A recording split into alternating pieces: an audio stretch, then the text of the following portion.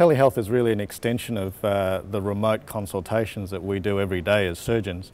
For example, we take phone calls from other doctors, we give them advice over the telephone, we look at radiology images over the internet and over hospital PACS systems. That has now moved into the realm of face-to-face video consultations, which can be provided over an internet service, for example. And why did you start using it for consultations? Well, I have quite a few remote patients in rural areas, who find the distance to travel to see me sometimes quite troubling. Well, I run a fracture clinic, so that this is usually not acute fractures, but patients that need initial follow-up and perhaps more serious care with respect to fracture management. From my practice at Princess Alexandra Hospital in Brisbane to Mount Isa, which is northwest Queensland, more than 1,000 kilometres away. And does it improve patient care? Well, it certainly does for the people in Mount Isa.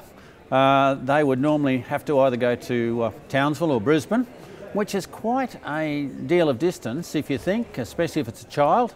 And what are the main issues to take into account when considering a telehealth solution?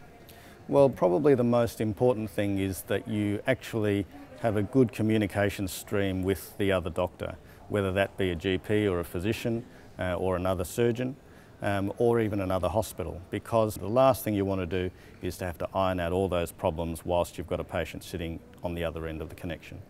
You need a committed person at the peripheral end, the rural and remote end particularly. And that usually means an admin person with some nursing expertise or a nursing person with some admin expertise. They need the technical side of things to be hooked up and plugged in at that end, and that's usually not a problem. In fact, there are many hospitals that have it, but it's underused.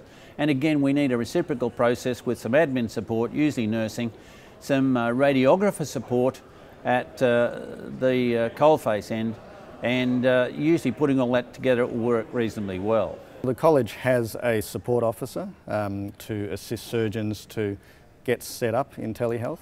There's also quite a lot of resources in terms of experience from the Royal Australasian College of Physicians and GP societies such as the Australasian College of Rural and Remote Medicine that has both experienced staff and also online forums.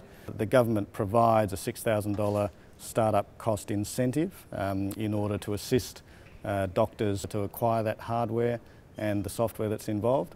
But having said that, if you already have computing facilities and internet facilities, then the startup costs can be quite manageable.